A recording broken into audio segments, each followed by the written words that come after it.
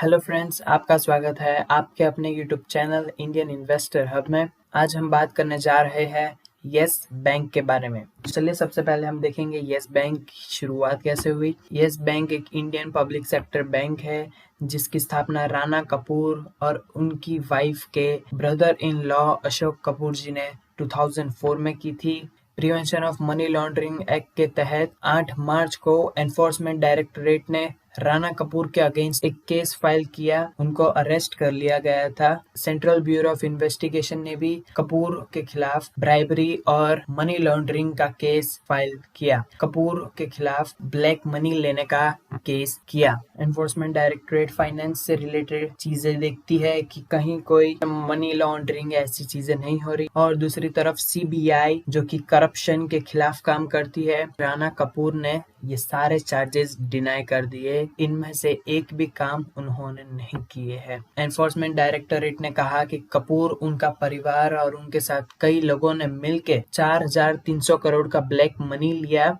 राणा कपूर ने इन पैसों से अपनी बीवी और अपनी बेटी के नाम से कई प्रॉपर्टीज खरीदी। अब देखते हैं कि यस बैंक, उसके सीईओ और फाउंडर्स जब अरेस्ट हो गए तब यस बैंक आरबीआई के अंडर आ गया और आरबीआई ने उसको रिकंस्ट्रक्ट किया। आइए अब देखते हैं यस बैंक का रिकंस्ट्रक्शन कैसे हुआ। एसबीआई के फॉर्मर सीएफओ यानी कि चीफ फाइनेंशियल ऑफिसर को यस बैंक के सीईओ और एमडी की तरह घोषित कर दिया। यस बैंक को एसबीआई से बहुत बड़े फंड्स मिले। यस बैंक ने 6,050 करोड़ इन्वेस्ट किए। आईसीआईसीआई बैंक और एचडीएफसी ने हजार करोड़ इन्वेस्ट किए। एक्सिस बैंक ने भी 600 करोड़ इन्वेस्ट किए। कोटक महिंद्रा बैंक ने 500 करोड़ इन्वेस्ट किए। बंधन बैंक और फेडरल बैंक दोनों ने 300 करोड़ इन्वेस्ट किए और आईडीएफसी फर्स्ट बैंक ने भी 250 करोड़ इन्वेस्ट किए। इस तरह यस बैंक को बहुत बड़ी फंडिंग मिली। अब यस बैंक के मैनेजमेंट पर एक चैलेंज है कि वो कैसे अपना पोर्टफोलियो ऐसे बनाती है कि ज्यादा डिफॉल्ट ना हो। अब आ रही एक बड़ी खबर के बारे में बात करते हैं कि यस बैंक अपनी लोन बुक का एक बहुत बड़ा हिस्सा स्टेट बैंक ऑफ इंडिया को बेच सकता है। यस बैंक ने सेफवे कंसेशंस जो कि ऑस्ट्रेलिया मैक्वेरी ग्रुप की एक सब्सिडरी है, उनका लोन एक्सपोजर एसबीआई को ऑलरेडी बेच दिया है 3,200 करोड़ में। अब आप पूछेंगे कि अब ये लोन एक्सपोजर बेचना क्या होता है। ये हम एक एग्जांपल से समझ, सपोज आपने किसी को 10 लाख का लोन दिया और इसके बदले में उन्होंने अपनी गाड़ी को गिरवी रखा, तो अगर आप चाहते हो कि आपको इस लोन का कैश पैसा मिल जाए तो आप इस लोन को आपके किसी फ्रेंड या किसी को बेच सकते हैं। ये हम एक एग्जांपल के लिए ले रहे हैं।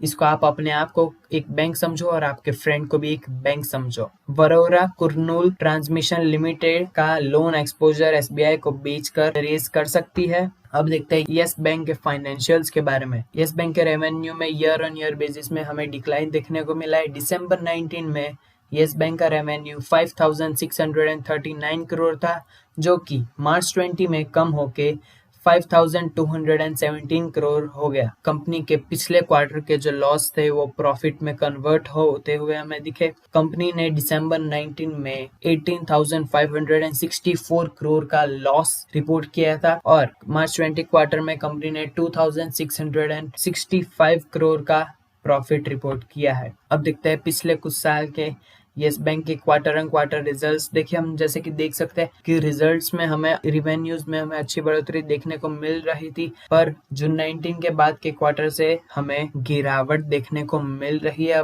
अब ये जो नया मैनेजमेंट आया है इसके ऊपर ये चैलेंज है कि अब ये इस डाउनफॉल को कैसे अपवर्ड डायरेक्शन में मूव कराता है। अब हम देखते हैं कि कंपनी के जो नेट प्रॉफिट्स है उनमें भी कई अप्स एंड डाउन आए। देखिए हम देख सकते हैं कि मार्च 19 में कंपनी ने नेट लॉस बुक किया -1,508 करोड़ का और जून 19 में कंपनी ने केवल 100 करोड़ का प्रॉफिट बुक किया था। उसके बाद हम देख सकते हैं कि दो बड़ी गिरावट हमें देखने को मिली है और उसके बाद एक बड़ा प्रॉफिट हमें देखने को मिला है इस क्वार्टर में। कंपनी के रेवेन्यूज में ईयर ऑन ईयर बेसिस पे भी हमें डिक्लाइन देखने को मिला।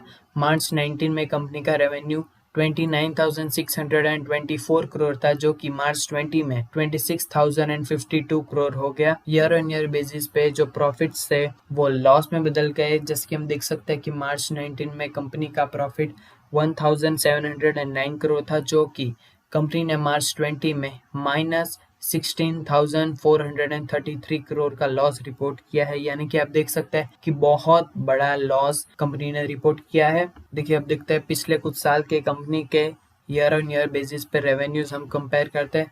देखिए, हमने देखा 2018-19 के पीरियड में कंपनी ने, आप देख सकते हैं कि अराउंड 9,000 करोड़ का रेवेन्यू ज्यादा जनरेट किया था, पर उसके बाद एक ड्रॉप आया। भले ही कंपनी ने मार्च 19 में अच्छा रेवेन्यू जनरेट किया हो, पर कंपनी के नेट प्रॉफिट्स में हमें डाउनफॉल देखने को मिला है, यानी कि कम हो गया और बहुत बड़ा लॉस रिपोर्ट किया है। अब देखते हैं येस बैंक के की पॉइंट्स, जहां हम जानेंगे येस बैंक के बारे में नेगेटिव और पॉजिटिव दोनों बातें। येस बैंक की जो कंपाउंडेड सेल्स ग्रोथ है वो 5 साल में 24.31% के रेट से बढ़ी है और 3 साल में 29.84 के रेट से बढ़ी है। और हम देख सकते हैं कि इस साल -12.06% के रेट से नीचे आई है। अब हम देख सकते हैं कि प्रॉफिट में हमें 5 साल में सिर्फ 1.19% के रेट से बढ़त दिखी है। बाकी हम देख सकते हैं कि बहुत बड़े बड़े लॉसेस हुए। इस साल कंपनी ने -1429.78% का लॉस रिपोर्ट किया। बाकी हमें स्टॉक प्राइस में भी डाउनफॉल देखने को मिला है और return on equity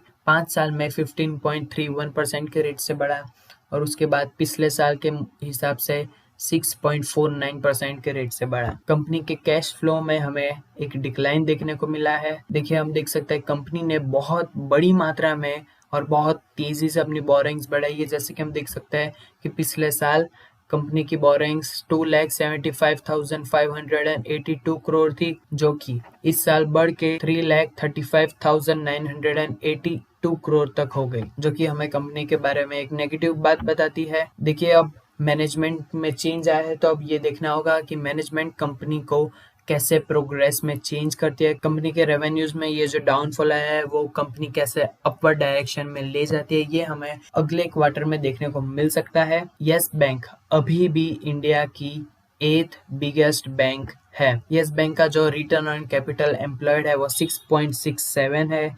return on capital employed मतलब कि अगर आप येस बैंक में 100 रुपए डालते हैं तो आपको एनुअली 6.67% का रिटर्न मिला है। रिटर्न ऑन इक्विटी 6.49 है, यानी कि अगर आप 100 रुपए डालते हैं तो आपको इक्विटी पे 6.49% यानी कि 6.49 रुपीज मिला है एनुअली। येस बैंक का जो पी है वो हमें बताता है कि येस बैंक अंडर वैल्यूड है और सेक्टर पी 22.04 है, जो कि उसके मुकाबले हम देखें तो येस बैंक अंडर वैल्यूड हमें दिखता है। कंपनी का जो डेप्ट इक्विटी रेशियो है बहुत ही ज्यादा है, 12.50। देखिए, हम आपको बताते हैं कि डेप्ट इक्विटी रेशियो जब 1 या 2 तक हो तब तक अच्छा माना तो भी बहुत है, या 1-2 के बीच में जब हो तब डेप्ट इक्विटी रेशियो अच्छा माना जा सकता है। येस बैंक का डिविडेंड यील्ड 7.68% है। येस बैंक का जो ग्रॉस एनपीए है वो सितंबर 19 में सबसे ज्यादा था सारी बैंक्स में। देखिए, ग्रॉस एनपीए यानी कि सपोज एक बैंक है ए और दूसरी बैंक है बी, अगर ए बैंक का ग्रॉस एनपीए हाईएस्ट है तो मतलब हम देख सकते हैं कि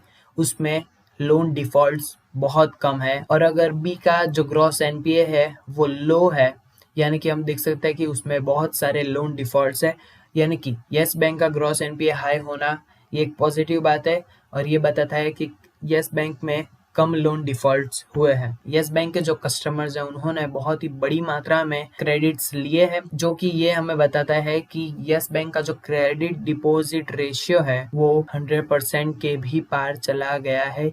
ये बैलेंस्ड होना चाहिए या फिर डिपॉजिट ज्यादा होना चाहिए। देखिए, क्रेडिट डिपॉजिट रेशियो 106% तक चला गया है, यानी कि अगर कोई 100 रुपए अंदर डालता है तो उसके बदले में बैंक 106 रुपए का किसी को लोन देती है। येस बैंक का जो आरओआई है यानी कि net income divided by total assets financial year 19 में 0.52 था और फाइनेंशियल 18 में 1.78 था, जो कि ये इसमें हमें डिक्लाइन देखने को मिला है, जो कि एक बुरी साइन है। अब आती है मेन बात कि क्या Yes Bank multibagger returns दे सकता है। तो देखिए, अब येस बैंक का मैनेजमेंट चेंज हुआ है और उसके जो सीईओ है उनमें भी चेंज आई, यानी कि अब देखने वाली बात है कि येस बैंक का मैनेजमेंट कैसे येस बैंक पर से जो कस्टमर्स है उनका ट्रस्ट हट गया है उसको कैसे रिगेन करती है और कैसे वापस से उन्हें अपनी बैंक में लाती है। देखिए, हमें ये तो देखने देखने को मिला कि यस बैंक का जो पी रेशियो है वो अंडर वैल्यूड है, पर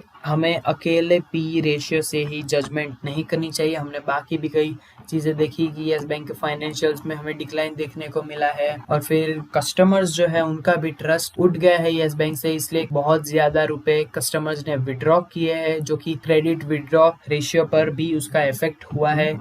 हमें थोड़ा वेट करना चाहिए, और थोड़े टाइम बाद जब यस बैंक में निवेश करने जैसी स्थिति हमें लगेगी तब हम हमारे व्यूअर्स को इन्फॉर्म कर देंगे। अब आता है दूसरा क्वेश्चन कि रुचि सोया में हर रोज पिछले कई सेशन से 5% का डाउन सर्किट लग रहा है, इसका क्या कारण है? कई निवेशक रुचि सोया में बड़ी गिरावट से परेशान है, तो ये गिरावट जायज थी। रुचि सोया के क्वार्टरली रिजल्ट्स आए जो कि हमें बताता है कि रुचि सोया के जो रिजल्ट्स है वो ईयर ऑन ईयर बेसिस पे 1.42% हमें ऊपर दिखाई दिए।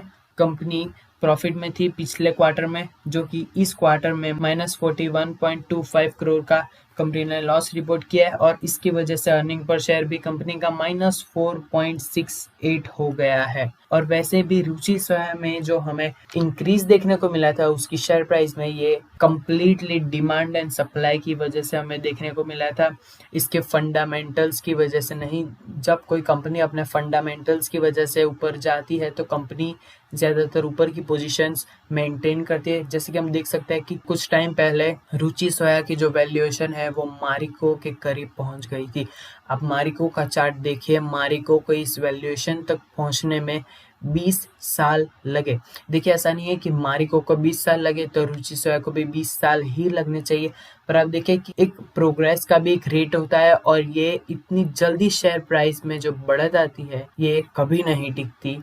ये देखिए एक्चुअली हुआ क्या कि जब रुचि सोया का जो आईपीओ आया, पतंजलि पर भरोसा इसलिए लोगों ने स्टार्टिंग में सोचा कि रुचि सोया में हमें निवेश करना चाहिए क्योंकि वो फ्यूचर में अच्छा प्रॉफिट जनरेट कर सकता है। इस उम्मीद में लोगों ने निवेश किया, और रुचि सोया की क्वांटिटी कम होने के कारण और लोगों में ये बिलीव थी कि कंपनी अच्छा प्रॉफिट जनरेट करेगी, इस उम्मीद में लोगों ने शेयर्स खरीदे, और फिर इस शेयर में बहुत बड़ी रैली आई इस उम्मीद में। ऐसा ही सेम आलोक इंडस्ट्रीज के केस में भी हुआ है कि आलोक इंडस्ट्रीज से लोगों को बड़ी उम्मीदें हैं कि आलोक इंडस्ट्रीज अच्छा प्रॉफिट जनरेट करेगी, और इसी उम्मीद में आलोक इंडस्ट्रीज के साथ 50 रुपीज के भी ऊपर ट्रेड कर रहे थे, और ये जो डिक्लाइन है वो शायद 300 रुपीज तक भी जा सकता है। और अगर आपने 1500 की प्राइस पे निवेश किया है तो आपको इस निवेश से सीख लेनी चाहिए कि कंपनी जब अपने हाईज मार रही हो तब कंपनी में निवेश करने का सही टाइम नहीं होता है, और कंपनी में हमें सिर्फ प्राइस की बढ़ोतरी देखकर निवेश नहीं करना चाहिए, हमें कंपनी के फंडामेंटल देखकर निवेश करना चाहिए जो हमें लॉन्ग टर्म में अच्छा मुनाफा दे सकते हैं, न कि प्राइस की बढ़ोतरी देखकर निवेश करना चाहिए। वैसे ही आलोक इंडस्ट्रीज के लिए भी मैं हमारे व्यूअर्स को सलाह देना चाहता हूँ कि आलोक इंडस्ट्रीज की शेयर प्राइस अभी उसके हाईज को टच कर रही है, इसलिए उसमें निवेश करने का सही टाइम नहीं है। जो निवेश करने का टाइम था जब आलोक इंडस्ट्रीज लोस पर थी तब था, पर अभी आलोक इंडस्ट्रीज हाई मार रही है, इसलिए अभी उसमें निवेश करने का टाइम नहीं है।